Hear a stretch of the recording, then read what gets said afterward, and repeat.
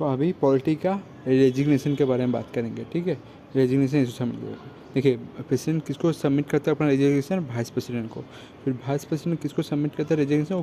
President को, ठीक है। अगर किसी भी चांस बाई चांस प्रेसिडेंट भी ना रहा और आपका वाइस प्रेसिडेंट चाहता कि वो अपना रेजिग्नेशन दे, तो वो किसको सबमिट करेगा? वो सबमिट करेगा लोकसभा को। अगर प्रेसिडेंट नहीं रहा, अगर प्रेसिडेंट रहा तो वाइस प्रेसिडेंट किसको सबमिट करेगा?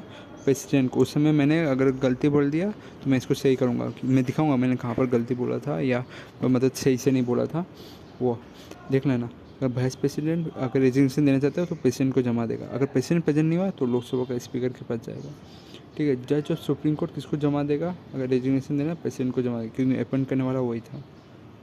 और जज of high court submit resignation किसको सबमिट करेगा? जज ऑफ हाई कोर्ट। देखिए, जज ऑफ हाई कोर्ट किसको सबमिट करेगा? आपका प्रेसिडेंट को सबमिट करेगा। Governor of India submit the resignation किसको सबमिट करेगा? प्रेसिडेंट को। अपॉइंट करने वाला कौन था? प्रेसिडेंट था। पर हाई कोर्ट का जो जज था ना, उसको तो गवर्नर ने अपॉइंट किया था, मतलब रुकिए, सॉरी उस समय गलत बोल दिया। एक्चुअली हाई कोर्ट का जज जो है वो प्रेसिडेंट द्वारा ही चुना जाता है, इसलिए रेजिग्नेशन उसको सबमिट किया जाएगा। तो कुछ ये इंपॉर्टेंट पॉइंट है जो याद रख। स्पीकर ऑफ लोकसभा सबमिट इस रेजिग्नेशन किसको सबमिट करेगा? डिप्टी स्पीकर ऑफ लोकसभा को, ठीक है, लोकसभा का स्पीकर। और deputy speaker of Lok Sabha submit resignation किसको करेगा? स्पीकर ऑफ लोकसभा को, ठीक है। अगर लोकसभा का स्पीकर है और डिप्टी स्पीकर जाना चाहता है तो किसको सबमिट करेगा? इसको, ठीक है, लोकसभा का स्पीकर को सबमिट करेगा।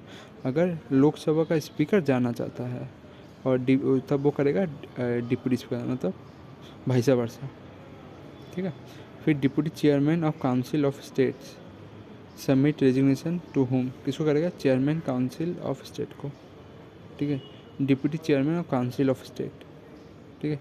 फिर आपका आ जाता है member of house of parliament submit resignation किसको सबमिट करेगा? Member of house of parliament submit his resignation to whom? Chairman of upper house और the speaker of lower house. समझ में आया? मतलब जो मेंबर ऑफ हाउस मतलब एमपी या आपका राज्यसभा का कोई मेंबर, ठीक है, कोई भी मेंबर राज्यसभा एमपी या राज्यसभा कोई भी मेंबर, वो अगर लोकसभा या राज्यसभा कोई मेंबर अगर अपना रेजिग्नेशन सबमिट करना चाहे तो किसको करेगा? चेयरमैन ऑफ अपर हाउस, मतलब लोकसभा का जो होता है चेयरमैन, वो कौन सा? वाइस प्रेसिडेंट होता है, उसको सबमिट कर देगा। नहीं तो स्पीकर ऑफ लोअर हाउस कौन सा है आपका? लोकसभा का स्पीकर। इन दोनों में से कोई एक को सबमिट करना से हो गया, ठीक है। फिर आपका हो जाता है speaker of assembly submit his resignation to whom. ये तो मैंने बोल दिया था, deputy speaker of assembly.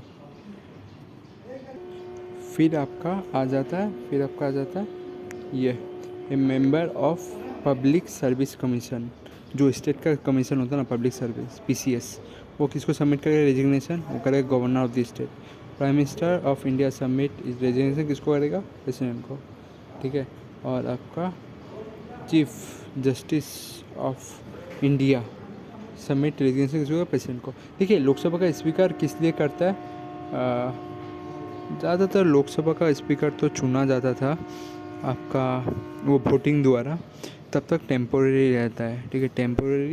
Temporary एक स्पीकर बना दिया जाता है, ठीक है। स्पीकर तो टेम्पोरेरी स्पीकर बस उसको बना जाता है कि वोटिंग होकर जो चुन के आएगा लोकसभा का स्पीकर होगा, तो वो ही उसको अपॉइंट करने वाला ज़्यादातर हो जाता है।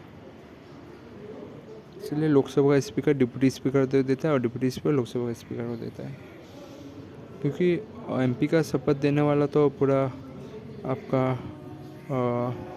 मेंबर ऑफ पार्लियामेंट, उन लोग को सबको शपथ दिया जाता है पार्लियामेंट में उठा कैसे भी।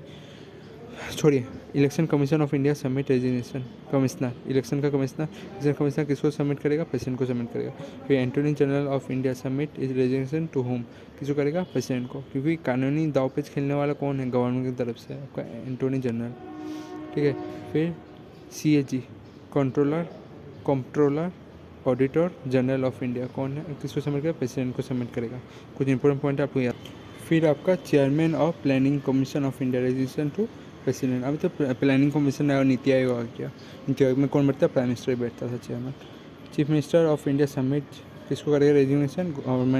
Governor of the state. Member of legislative assembly state का किसको सबमिट करेगा? गवर्नर को सबमिट करेगा। अपॉइंट करने वाला वही था। Minister of state council state का है ना, तो गवर्नर को सबमिट करेगा। ठीक है। और स्टेट का जो आपका स्पीकर होगा ना लेजिस्लेटिव असेंबली का, वो भी किसी को सबमिट करेगा? Deputy speaker of legislative assembly of state का ही डिप्टी स्पीकर को सबमिट करेगा। एक चीज़ आप इसमें लिस्ट में आपको देख सकते हैं, जो अलग है उसको पहले बताता हूँ।